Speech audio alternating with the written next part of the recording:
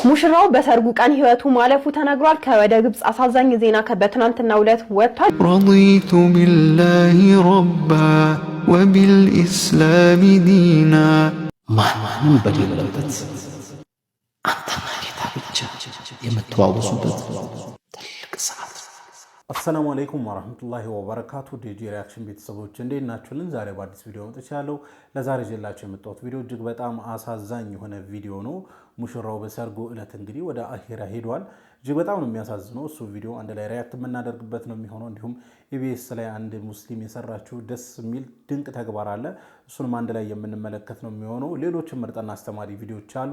ታዲያ ቪዲዮ እንደተለመደው ሁላችሁም ላይክ በማድረግ እንድጀምሩ ጋብዛለሁ። ይህ ቪዲዮ እንዲዳረስ ደግሞ ሼር አድርጉ። ለዚህ ቻናል አዲስ ከሆናችሁ ሰብስክራይብ ማድረግ አይረሳ። የፕሮግራማችን ስፖንሰር ኢትዮ ሳዳት አረቢያን ሜድስና ፈርኒቸር ነው። በኢትዮ ሳዳት አረቢያን ሜድስና ፈርኒቸር ጥራታቸውን የጠበቁ የፈርኒቸር ውጤቶች እንዲሁም ውብ መጅሊሶችን ማግኘት ይችላሉ። ጎራ ይበሉ ይሉናል ኢትዮ ሳዳቶች።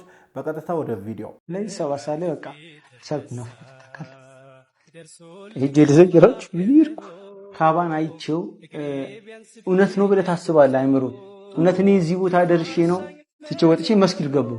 ትቼው ሄጄ ማለት ነው መስጊድ ስገባ ደወለልኝ ድጋሜ የት ሄድክ ምናምን ሲለኝ አይ ብዙ ምቾት ስላልተሰማኝ ሄጃለሁ ምናምን ነገር ያበሻቂ ያውድሞ ምናምን የሚለው በቃ እሱን ባየሁ ቁጥር እንባዬን አይተናነቀኛል። ስለ ነቢያችን ሰለላሁ ዐለይሂ ወሰለም እንዴት አድርገህ ትገልጻቸዋለህ? በአንድ ቃል ገለጻቸው ይባላል።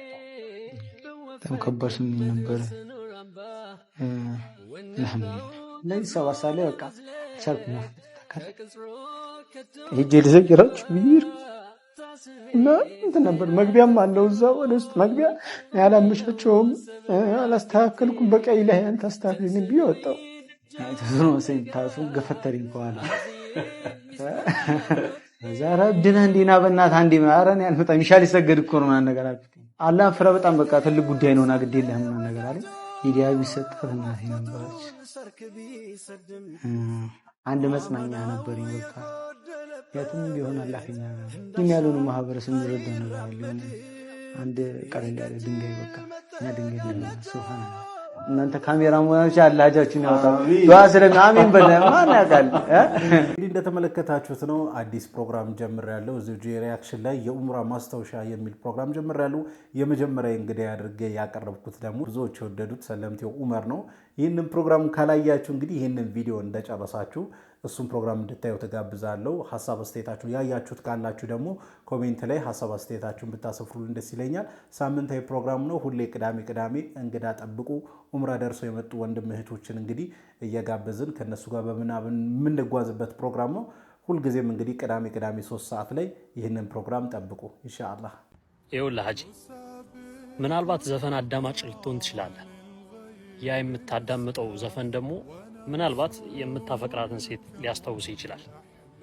ነገር ግን ቁርአን ብትሰማስ ያ ቁርአን የዛኔ አንተንም የምታፈቅራትንም ልጅ የፈጠረውን አላህን ሱብሓነሁ ወተዓላ ያስታውሳል።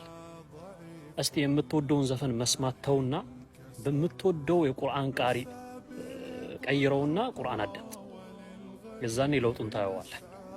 መልእክቱ ለሀጂ ብቻ አይደለም፣ ለሀጂያም ጭምር። ያ አላህ ያገራልን፣ ቁርአንን አላህ ያገራልን። ምናልባት ዘፈን የምናዳምጥ ሰዎች ካለን እንግዲህ በቶሎ ተውበት አድርገን ቁርአን የምናዳምጥ ሰዎች አላህ ያደርግልን። አላህ እንዲያገራልንም ደግሞ ዱዓ ማድረግ አለብን። አላህ እንዲያገራልን ዱዓ ከማድረጋችን በተጨማሪም ደግሞ የኛም ሰበብ ትልቁን ሚና ይወጣልና አላህ Subhanahu Wa Ta'ala ብቻ ቁርአን አብዝተው የሚያዳምጡ ሰዎች አላህ ያደርገን።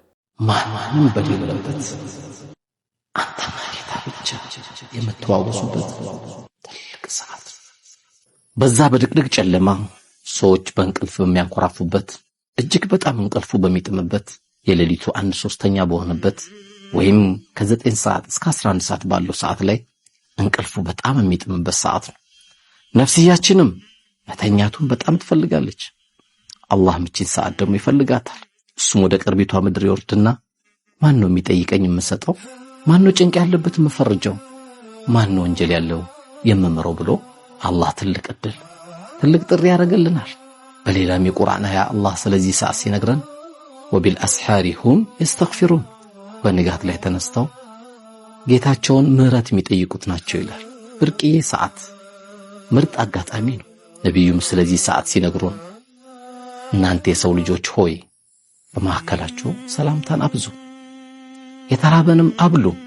ሰዎች በተኙበት ሰዓት ተነስታችሁ ስገዱ፣ በሰላም ጀነትን ትገባላችሁ።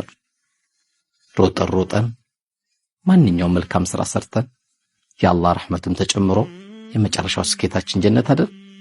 ይህችን ትልቅ አጋጣሚ ተነስተን ለጌታችን በማጎብደድ ወደሱ በመዞር ምህረትን ለግሰኝ፣ ዳረኝ፣ ልጅ አውጣልኝ፣ ርስቄን አስፋልኝ፣ ጨረሻዬን አሳምርልን ብለን ማንም በሌለበት አንተና ጌታ ብቻ የምትዋወሱበት ሰዓት ወይም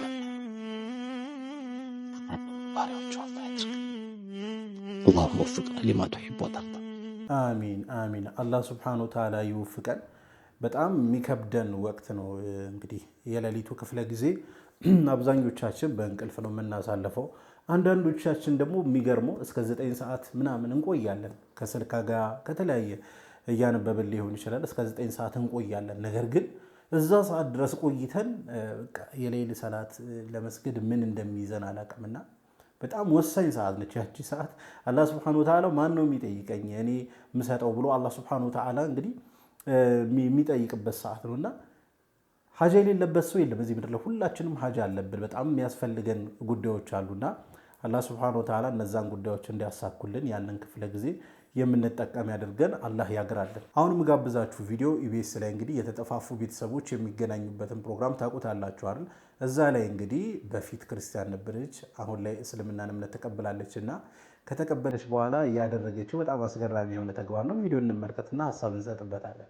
رضيت بالله ربا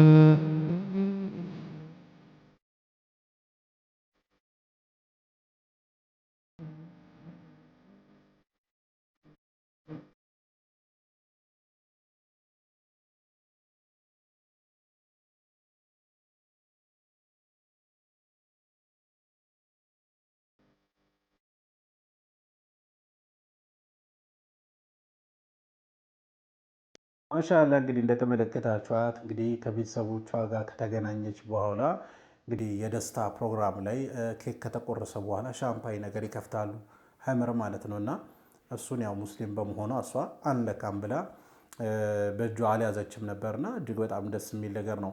አንዳንድ ሙስሊሞች እዚህ ፕሮግራም ላይ ሲጋብዙ ሲይዙት እመለከታለሁና አይ ቲንክ ይመስለኛል ነን አልኮል ይሄ ዜሮ አልኮል የሚባኝ ሻምፓኝ አለ። እኔ አላምንበትም እንደዚህ አይነት ነገር።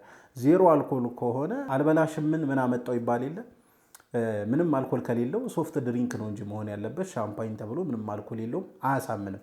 ብቻ የቺ እህታችን በጣም በሚያስደስት ሁኔታ እናቷን አቅፋ ሄዳለች። ኸምሩን አልያዘችምና እንግዲህ ሁሉም ሙስሊም በሄደበት ሁሉ እስልምና የሚያዘውን ነገር ሲያንጸባርቅ እጅግ በጣም ያምርበታል፣ ውብ ይሆናል ብዬ አስባለሁ። ኢቢኤስን አሳምራችኋለች። ማሻአላ። ሙሽራው በሰርጉ ቀን ህይወቱ ማለፉ ተነግሯል። ከወደ ግብጽ አሳዛኝ ዜና በትናንትናው ዕለት ወጥቷል። ይህ ሙሽራ እንግዲህ ከሙሽሪት ጋር ጭፈራ ላይ እያለ ድንገት ልቡን ያፍነውና ይወድቃል።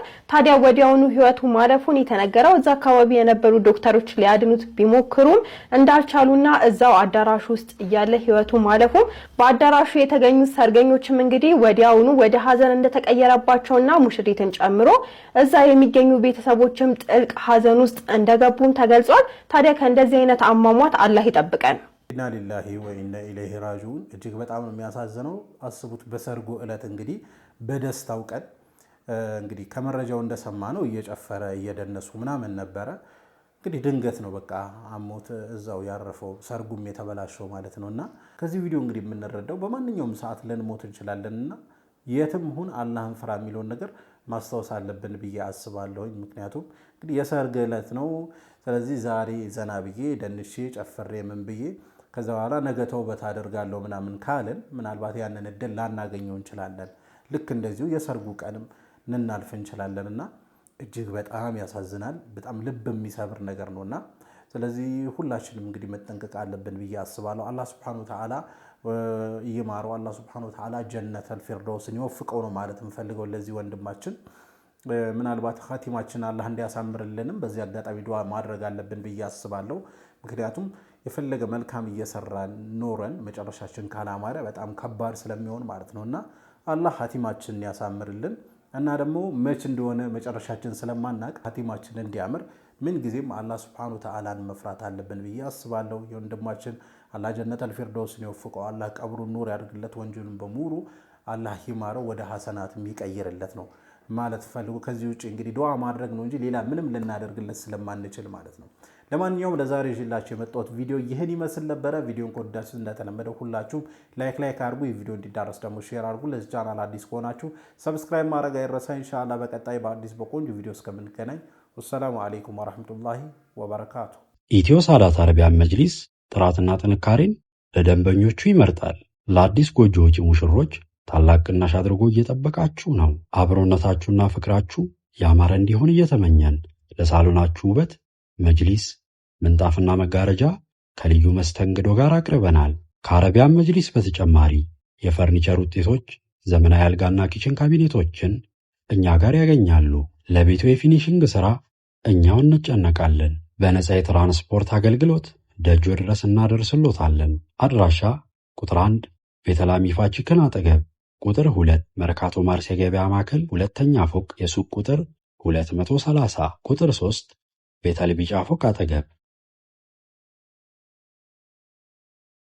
ኢትዮ ሳዳት አረቢያን መጅሊስ ምንጣፍና ፈርኒቸር